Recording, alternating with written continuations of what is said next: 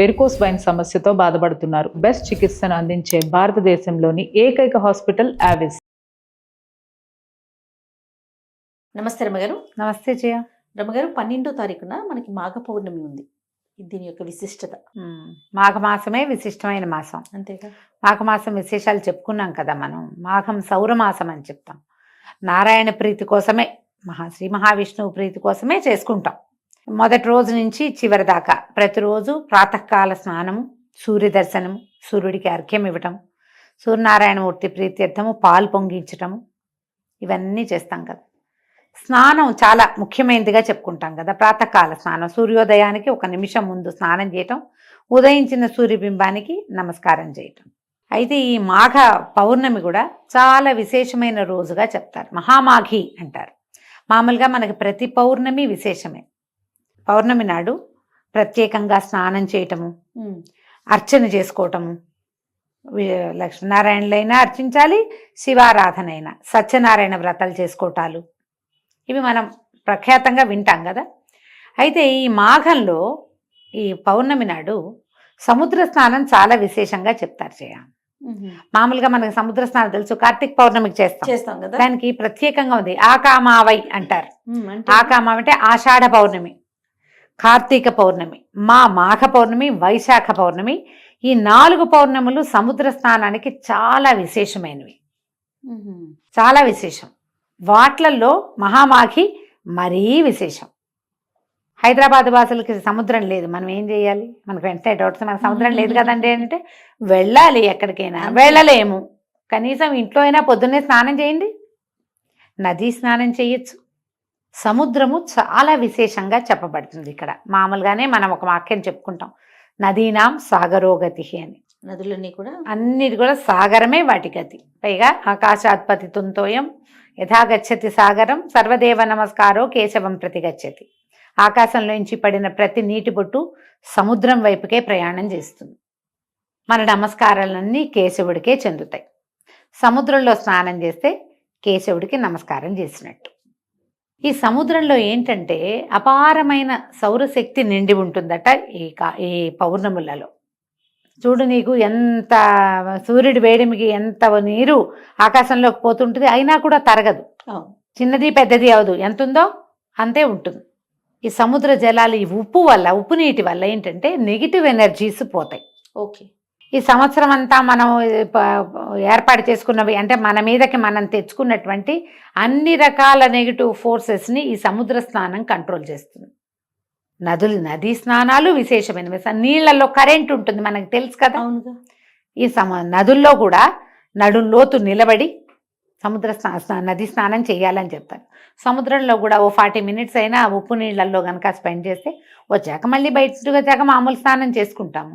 ఇది ప్రత్యేకంగా చెప్పబడే క్రియ కాబట్టి జీవితంలో కొన్నిసార్లైనా, కొన్ని పర్వదినాల్లో అయినా, కొన్ని పౌర్ణములైనా, కనీసం ఒక్క పౌర్ణమైనా సముద్ర స్నానం చేయండి. మామూలుగా అమావాస్య పౌర్ణములకి ఆటుపోట్లు పెరుగుతాయి కాబట్టి సముద్ర తీరాలకి వెళ్ళకూడదు అని నియమం. ఆ నియమంలో ఈ 4 పౌర్ణములు మాత్రం ప్రత్యేకంగా సముద్ర స్నానం చెప్పారు. ఉదయం చెయ్యాలి. పౌర్ణమిలో రాత్రిపూట కదా ఆటుపోట్లు పెరిగేది, సాయంకాలాలు కాదు, ఉదయ స్నానాలు 4 గంటల లోపే, ఎలా కుదిరితే అట్లా. సముద్ర స్నానానికి కానీ నదీ స్నానానికి కానీ వెళ్ళేటప్పుడు ఇంటి దగ్గర స్నానం చేసి వెళ్ళాలి. పాచి మొహంతో, పాచి బట్టలతోటి నదుల్లోకి దిక్కకూడదు, సముద్రంలోకి అసలు దిక్కకూడదు. శుభ్రంగా ఉండి అప్పుడు వెళ్ళాలి.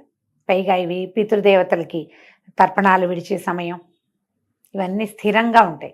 ఈసారి పౌర్ణమి ఇంచుమించుగా నాకు గుర్తుండి సంక్రమణం కూడా అప్పుడే ఉన్నట్టు. మామూలుగా మనకి సంక్రమణాలు జరుగుతాయి కదా. మకర సంక్రమణం ఏమో మన కిందటి నెల 15వ తారీఖు వచ్చింది. ఇప్పుడు ఇంచుమించుగా ఇప్పుడు సంక్రమణం వచ్చేస్తోంది. ఇది కుంభ సంక్రమణం అంటారు.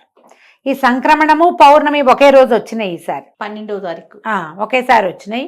సంక్రమణ తిథుల్లో మామూలుగా మనకి పితృతర్పణాలు విడుచుకుంటాం కదా. ఈ మాఘంలో ఈ పౌర్ణమి నాడు మన సముద్రం దగ్గర కూడా పితృతర్పణాలు విడవచ్చు. అది కూడా మంచిదే. పిల్ల జల్ల తీసుకెళ్ళేటప్పుడు కొంచెం జాగ్రత్తగా వహించాలంతే. ఒకవేళ మనం ఏ సముద్ర స్నానానికి ఏ నది స్నానానికి వెళ్ళలేము, ఏమిటండి ఇప్పుడు మా సంగతి ఎట్లా అని అందరు అడుగుతుంటారు. ఇప్పుడు మా కుంభమేళా గురించి చెప్పుకుంటున్నాం, విపరీతంగా ట్రెండింగ్లో ఉంది కుంభమేళా, అంతే కదా. అక్కడికి వెళ్తేనే కుదురుతుంది, లేకపోతే కుదరదన్న మాట లేదమ్మా. అసలు అవకాశం ఉన్న వాళ్ళు వెళ్తారు, వాళ్ళు ఏదో అత్యద్భుతమైన వాళ్ళు, వెళ్ళలేని వాళ్ళు, పనికిమాలిన వాళ్ళు అలాంటివి ఏం లేవు. మా పుణ్యం వస్తే మీకు రాదు అనకూడదు. ఇక్కడ కూడా మనకు అవకాశం ఉంది, మనం ఇక్కడ చేయొచ్చు. మనం ఎక్కడ పుష్కర స్నానం చేసినా, ఎక్కడ నదీ స్నానం చేసినా మనకి పుణ్యమే లభిస్తుంది. అక్కడికి వెళ్తే అమోఘ పుణ్యం. అవకాశం ఉంటే వెళ్తాము, లేకపోతే దండం పెట్టి ఊరుకుంటాం.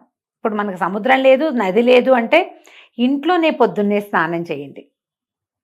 పెద్దవాళ్ళు ఎవరైనా ముందు తర్పణాలు విడిచే పద్ధతులు ఉంటే తర్పణని విడుచుకోండి. ఏదైనా దానం చెయ్యండి. పౌర్ణమి నాడు, మాఘ పౌర్ణమి, కంబళ్ళు, వస్త్రాలు, చెప్పులు, గొడుగు, తిలలు, నెయ్యి నిండుగా, తిలాలు నిండుగా ఉన్నటువంటి చెంబు, ఏదైనా ఒక వస్తువు, పాత్ర, అంటేనే మంచి నీళ్ళ పాత్ర, అవి కూడా దానం చేయొచ్చు. ఏది కుదిరితే అది. బంగారం దానం చేయొచ్చు, అన్నదానం చేసుకోవచ్చు. ఏమి చేసినా అద్భుతమైన ఫలితం లభిస్తుంది. మీరు మామూలుగా ఎప్పుడు చేసినా దానం మంచిది. పర్వదినాలలో చేస్తే ప్లస్, మరి మంచి. పర్వదినాల్లో ఏవి చేయాలని చెప్పబడిందో అవి చేస్తే ఇంకా ప్లస్. వేసుకోండి కొన్ని ప్లస్సులు అవకాశం ఉన్నప్పుడు, అంతే. ఈ మాఘ పౌర్ణమి రోజున దానం చేసుకోవచ్చు. పగలు ఉపవసించి సాయంకాలం భోజనం చేస్తే మంచిది అవకాశం ఉంటే. సాయంకాలం పౌర్ణమి చంద్రుడు కనపడ్డాక చంద్రుడిలో భావన చేసి లక్ష్మీ స్తోత్రం కానీ లలితా స్తోత్రం కానీ చేసుకోవచ్చు. లక్ష్మీనారాయణులని ఇద్దరిని భావించి సత్యనారాయణ వ్రతం చేసుకోవచ్చు. మీ అవకాశాన్ని బట్టి దండం పెట్టుకోవచ్చు.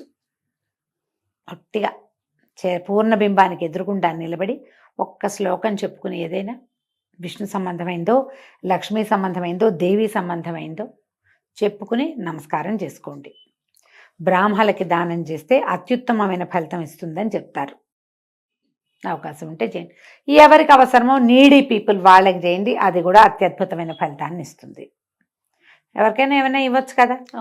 ఇలా పర్వదినాలలో పాత విధానం చేయబోకండి. పాతవి ఇవ్వడానికి 3 రోజులు ఉంటాయి. పర్వాలలో పాత వస్తువులు దానం చేయొద్దు. పాత బట్టలు, పాతవి ఏమైనా తీసి ఇచ్చేయటము చేయొద్దు. కొత్తవి ఇవ్వగలిగితేనే దానం చేసుకోండి. మీ అవకాశాన్ని బట్టి ఏదైనా సరే. తప్పకుండా. నమస్తే. నమస్తే జయ.